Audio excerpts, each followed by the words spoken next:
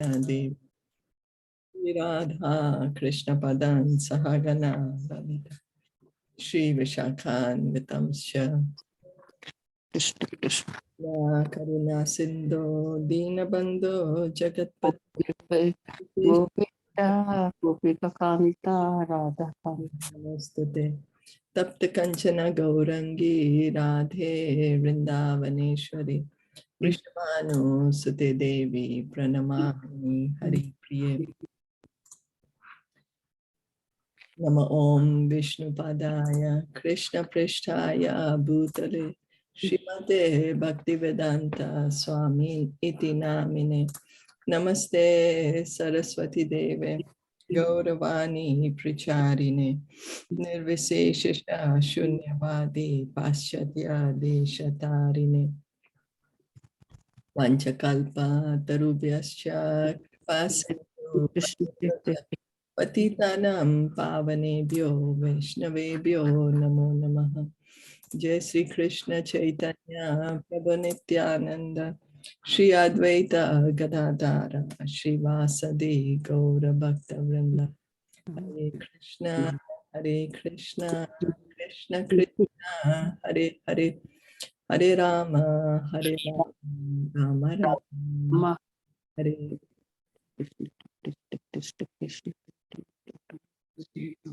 We are continuing reading from Srimad Bhagavatam. We are on Canto 3, Chapter 9, text. I'm not sure we finished the text 2, or we didn't do this text 2. Okay, yeah, we did the text 2. So we'll go to the text 3 then. Nata param parama yad bhavata swarupam Anandamatram avikalpam avittavarchaha Pashyami vishvasrijam ekam avishvam atman bhuten yatmaka madas ta upashritosmi. O my Lord, I do not see a form superior to your present form of eternal bliss and knowledge. In your impersonal Brahman effulgence in the spiritual sky, there is no occasional change and no deterioration of internal potency. I surrender unto you because whereas I'm proud of my material body and senses, your Lordship is the cause of the cosmic manifestation, and yet you are untouched by matter. So Brahmaji, he's directly seeing the Garbhodakshay Vishnu, his source. And here he is saying, my Lord, your form is of eternal bliss and knowledge. So Lord Brahma, he comes from Garbhodakshay Vishnu. But Lord Brahma's form is material. It's like ours. He has a material body. His soul is different than his body. But the Lord's form is eternal, is Satchidananda. It is not like our material form. And here is being confirmed by Brahmaji.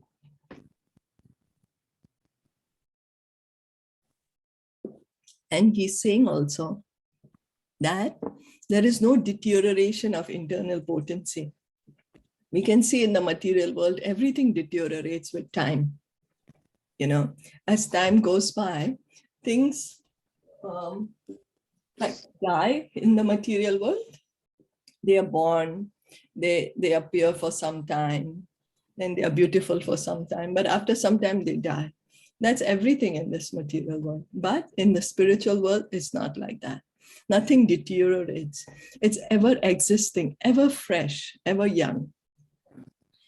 So, and then it's also mentioned that although Garbhodakshay Vishnu, Mahavishnu, he's the cause of cosmic manifestation, but even though the creation is coming from him, the matter is coming from him, his form is not material. His form is not material. He's the cause of the material energy, but his form is still Satchidananda. As stated in Bhagavad Gita 18.55, Bhaktyamam abhijanati yavan yaschasmi tattvataha. the Supreme Personality of Godhead, can only be partially known and only by the process of devotional service to the Lord. So if we want to actually understand these intricacies of what is the true form of the Lord, what is our form, what is the difference, we cannot try to understand with our own mental logic. When we engage in bhakti, when we start hearing from Bhagavad Gita, Srimad Bhagavatam, when we start chanting the holy name, then all this knowledge becomes revealed to us. Then we start understanding, because Krishna reveals himself. Lord Brahma became aware that the Supreme Lord Krishna has many, many eternal blissful forms of knowledge. He has described such expansions of the Supreme Lord Govinda in his Brahma Samhita 5.33 as follows. Advaitam achyutam anadim anantarupam adyam purana purusham navayovanam cha vedeshu durlabham adurlabham atma bhakto Govindam Adi-Purusham Tam Aham Bhajami. I worship Govinda, the premeable Lord, who is non-dual and infallible. So Govinda, he's the primeval Lord, he's the origin. Krishna is the origin, he's the source of everyone. He's non-dual. There are no two gods. God is only one. It's not my God, your God. God is everyone's God. There is no God according to different faith. No, it just has different names. He just has different names, but God is one and he's infallible. He never fails. He's infallible, can always depend on him. He never forgets his position. He's the original cause of all causes. Original cause of all causes. So we might say something happened because of this, because of this, because of this. If we do a research, we will come to Krishna. Even though he expands in many, many forms. So Krishna has many incarnations, many, many expansions, but the original form is that of Govinda, of Shyam Sundar. Etecha amsa kala Krishna. Kalapumsa, Krishnastu Bhagwan Swayam. There are many expansions and many expansions of the expansions, but the original form is of Lord Krishna. Although he's the oldest personality, he is ever youthful, unaffected by old age. Now God is the oldest, he's the original person, means he's existing before everyone else. So means he's the oldest. But we see Krishna's form is ever youthful, ever young, ever fresh, all attractive. It's not that in some paintings, some people will show God as old with a white beard, white hair, wrinkly. No, because he's God. He doesn't have to become old. He can do anything. He's unlimited. So spiritual, he's ever fresh. The personality of Godhead cannot be known by the academic wisdom of the Vedas. One has to approach the devotee of the Lord to understand him. So we might say, I'm going to study the Vedas to understand Krishna. After all, Krishna does say that Vedescha sarver aham eva vedya, that the goal of the Vedas is to understand Krishna. But only by our academic endeavor, we open the book of the Vedas and try to understand him, we won't be able to understand. We have to understand Krishna through the devotee, through bhakti, because the devotee will engage us in bhakti, and that's how we will be able to understand Krishna. And hearing and chanting from Srimad Bhagavatam is bhakti. This is bhakti because we are trying to understand the Lord. So trying to understand him, we are associating with the Lord by hearing about him, and that is bhakti. And then gradually, he reveals himself to us. Then we can understand, oh, I have a difference between my soul and my body. But there's no difference between Krishna's soul and body. His body is Satchid Ananda, full of eternal knowledge and bliss. Oh, so he's not like me and I'm not like him. He's God and I'm just a jiva. The only way to understand the Lord as he is by devotional service to the Lord, or by approaching the devotee of the Lord who always has the Lord in his heart. So how can we engage in devotional service? Only when we approach a devotee, a pure devotee. Because a pure devotee will engage us. He will show us how to do bhakti. Bhakti comes from bhakta. So when we approach a bhakt, then he will engage us in bhakti.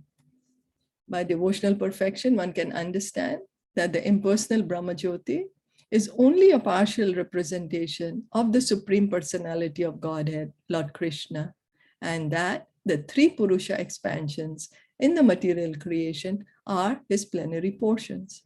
So to actually understand properly the creation, the Purushas, the Brahma Jyoti, what is the position of everything, we can understand it by devotion only, by hearing and chanting.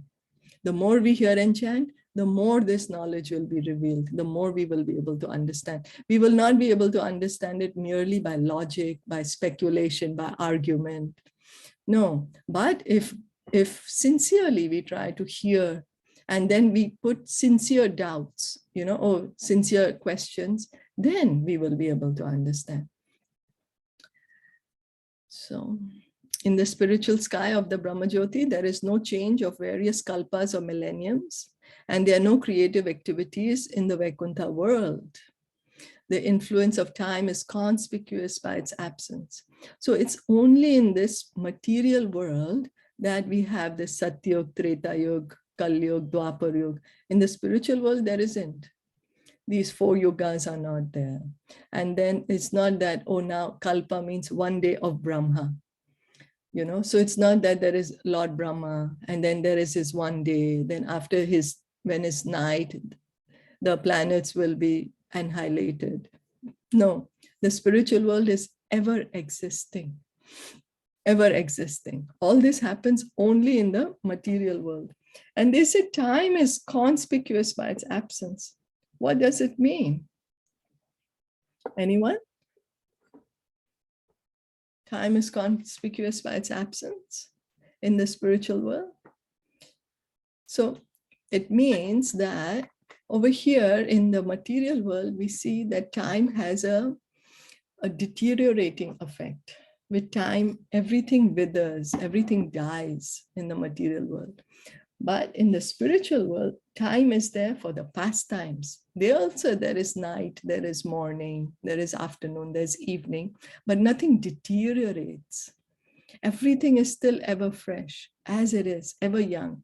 But over there, the time is only for the pleasure of performing pastimes. It's only for that reason. In the material world also. And so that's the reason time is eternal.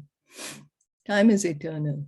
It's like a wheel, it's like a circle. So there's no beginning, no end. It's eternal. So when we go back to Golok Vrindavan,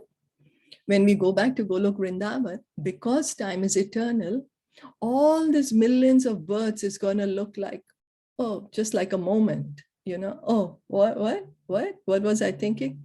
Oh no, I don't know what was I thinking. And we'll go on with our pastimes with Krishna. The rays of the transcendental body of the Lord, the unlimited Brahma Jyoti, are undeterred by the influence of material energy. So the Brahma Jyoti, the light which is coming from the body of the Lord, that is spiritual. That has nothing to do with the material energy. In the material world also, the initial creator is the Lord himself. He brings about the creation of Brahma, who becomes the subsequent creator empowered by the Lord. So the initial creation, the creation of all the material elements of the senses, the elements, the mind, false ego, all that is made by Mahavishnu. And then what Brahmaji does, he does the sub-creation, the secondary creation. What is that? He gives shape to the different living entities. That's what he does. The secondary creation, shape to the different planets, Is that okay? Yes. Yeah. Primary creation is the Garbhodakshaya Vishnu. Primary creation is with the Mahavishnu.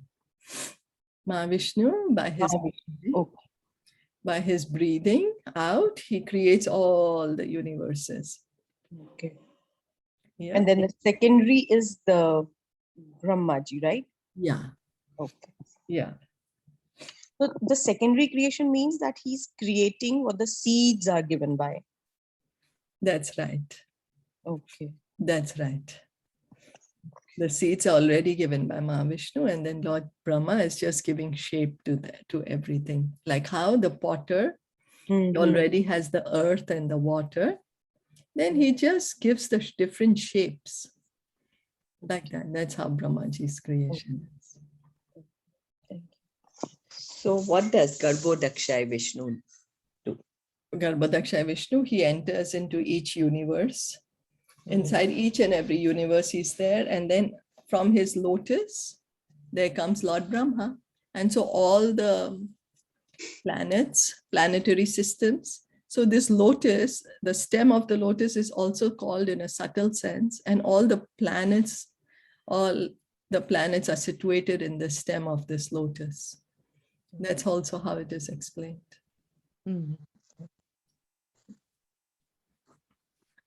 Okay. Tadva idam bhuvana mangala mangalaya dhyane smanodarshitam ta upasakanam tasmai namo bhagavate anuvidhe matabhyam yo anadrito naraka bhagabir asad prasangay. This present form or any transcendental form expanded by the Supreme Personality of Godhead, Sri Krishna, is equally auspicious for all the universes. Since you have manifested this eternal personal form upon whom your devotees meditate, I therefore offer my respectful obeisances unto you. Those who are destined to be dispatched to the path of hell neglect your personal form because of speculating on material topics. So regarding the personal and impersonal features of the Supreme Absolute Truth, the personal forms exhibited by the Lord in his different plenary expansions are all for the benediction of all the universes. So we can see that how Krishna, original Krishna, he's there, Shamsundar. Then he expands as Lord Brahma. Then he expands as the Chaturvyuha expansions. Then he expands as the Purusha avatars, the Garbhodakshaya Vishnu, Mahavishnu, the Shirodakshaya Vishnu. So he's expanding. And then from Shirodakshaya Vishnu comes so many different avatars, Matsya avatar, Kurma avatar, Lord Nrsimhadev. And why is he coming? For this creation, for us, for our benefit. All these personal forms of Krishna are Vishnu Tattva, but the reason he is expanding is for our benefit. The personal form of the Lord is also worshipped in meditation as Super Soul, Paramatma, but the impersonal Brahma Jyoti is not worshipped. Persons who are addicted to the impersonal feature of the Lord, whether in meditation or otherwise, are all pilgrims to hell because, as stated in Bhagavad Gita 12.5, impersonalists simply waste their time in mundane mental speculation because they are addicted more to false arguments than to reality. So even the super soul is a personal form of the Lord. You know, it's like a Vishnu form, no? The size of a thumb, 8 inches. And then, so meditating on the super soul is also meditating on personal form. But those who meditate only on the light, here is said that they are all pilgrims to hell. Why? Because they are denying the personal form of Krishna. They're just saying, oh, God is light, means, oh, God is lower than me. I have something that God doesn't have. I have a form and God doesn't have a form. So it means, what is their mental speculation? That I'm greater than God. That's the reason they said that they are pilgrims to hell, and because of the addicted to false arguments than to reality. Therefore, the association of impersonalists is condemned herewith by Brahma. Why the association of impersonalists is condemned by Brahma? Why? Because we tend to take on the color of the association. We also might get influenced by that word jugglery, by the false arguments. And why would we want to associate with someone who denies the existence of God? You know, that's like a great insult to Krishna. So then why would a devotee want to associate with people who are insulting Krishna? All the plenary expansions of the personality of Godhead are equally potent as confirmed in the Brahma Samhita. So it's not that the Matsya avatar is less powerful than Lord Nrsimhadev or than Lord Ramachandra. No, they are all equally powerful. All of them are equal powerful as Krishna. Only is they exhibit power which is needed to perform that particular pastime, just for the sake of pastimes, to have variety. You know, we all like variety.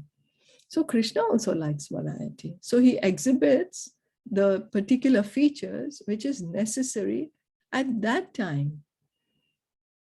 You know, like when an actor, he's playing, the actor, he's acting in different roles. So what is needed in that role, he acts in that way. So Brahma Samhita, Diparchir eva hi dashantaram abhyupetya dipayate vivarta hetu samana dharma yastadrag eva hi vishnutaya vibhati govindam adipurusham tam aham bhajami. The Lord expands himself as the flames of a fire expand one after another. Although the original flame, or Sri Krishna, is accepted as Govinda, the Supreme Person, all other expansions, such as Rama, Nrsimha, and Varaha, are as potent as the original Lord. All such expanded forms are transcendental. They are all transcendental. It's not that only Krishna's form is transcendental and Lord Ramachandra is not. No, they're all transcendental. It's like one person and we change our dress. Sometimes we wear an evening dress, sometimes we wear a house dress, sometimes we wear a morning dress, like that. So all of them have the 6 opulences, the complete yes, yes, all of them have all 6 opulences. Oh, yeah. How much of misconception, you know, when as a child, we've heard that, you know, God is light, God is light. Oh, yes, yes. Even I grew up with that. Who is God? Yeah. I don't know. I think God is light, or, you know, yes, it's true. But it's okay to say that there's divinity in you, there's divinity in me. So that I think it's okay, right? To say. But it's very misleading. Misleading. I mean, what, like divinity in you and me, what does it mean? That, but we can say yes, God exists, right? So divinity, that means God exists in you, God exists in me. Yeah, so the Paramatma, the super soul exists. Paramatma, yeah. So I think the divinity means Paramatma. Yeah, so right? you know what, if we are telling to other people also, so they can have a clearer understanding. Because if we just tell them divinity, they might not have a proper understanding. But when we say, oh yes, the Paramatma exists in you, you are the soul and the Paramatma is sitting next to you, then that is a proper knowledge to give someone. Does that make sense? Yeah. Okay, thank you. Also, the divinity, when we say divinity, doesn't it mean it's a state of being divine? Doesn't mean that we are divine, that we are God. It's just a quality of God. And that could be misleading, right? Yeah, yeah, yes. So it's better to say that we are all souls. We are all souls, and we are sitting inside this material body, and the super soul is sitting next to us. The Paramatma is sitting next to us. So, so as we grew up with so much misconception, we can help clear others' misconceptions. We can help to educate them so they can understand the truth. So there is no word jugglery. Okay. In the beginning of Srimad Bhagavatam, it is made clear that the supreme truth is eternally uncontaminated by material touch. So many people think that, oh yeah, God is, he's pure, but when he comes inside this material world, he takes on the material qualities. His body is material, but that is refuted. It's refuted by all the great authorities. Even Lord Brahma is just saying, he's seeing a Garbhodakshai Vishnu who's inside the universe, and he's seeing that, oh my Lord, your form is of Satchid Ananda. It's not a material form. So thinking that the Lord's form is material is not true. There is no jugglery of words and activities in the transcendental kingdom of the Lord.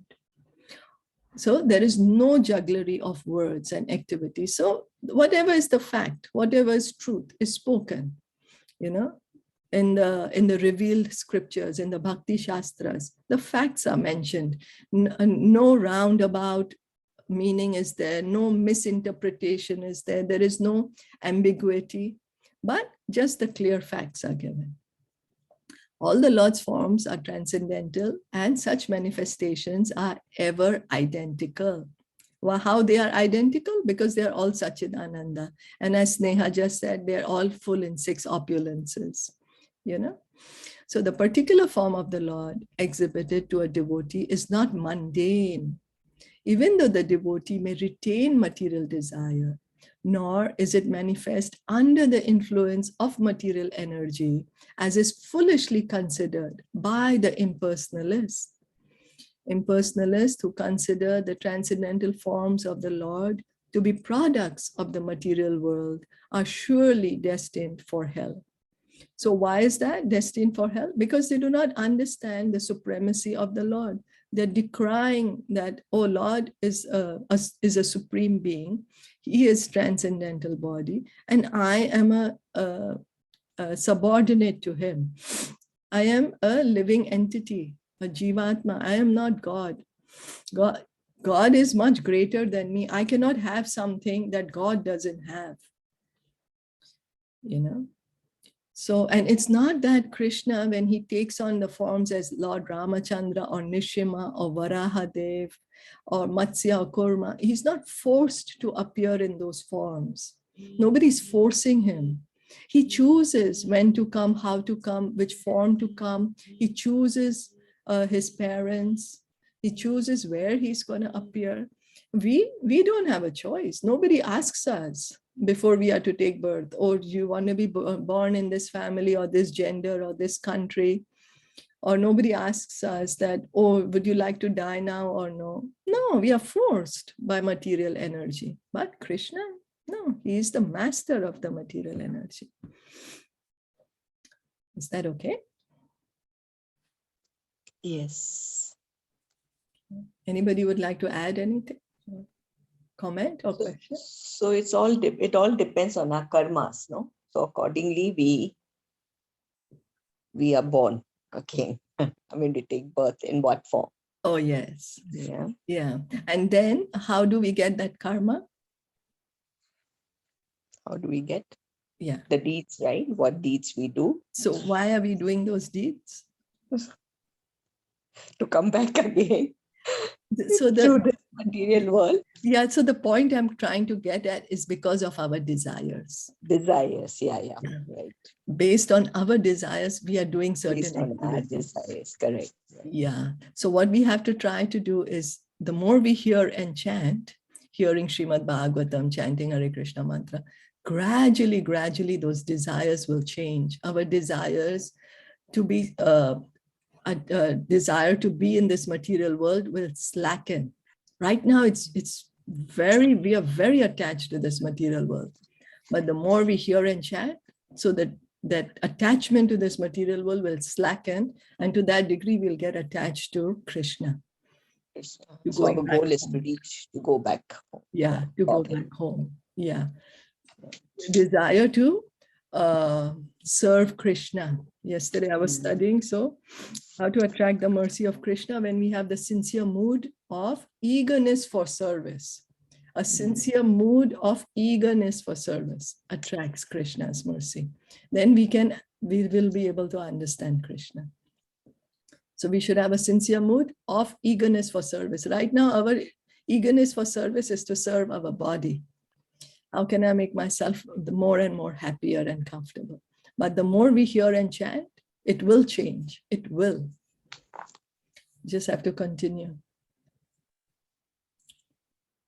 So we'll stop here for today. Yes. Okay, thank you so much, everyone, for joining in. It was great to see you. Srimad Bhagavatam ki jai, Srila Prabhupada ki jai, Gaura Premanande, Hari Hari Bol.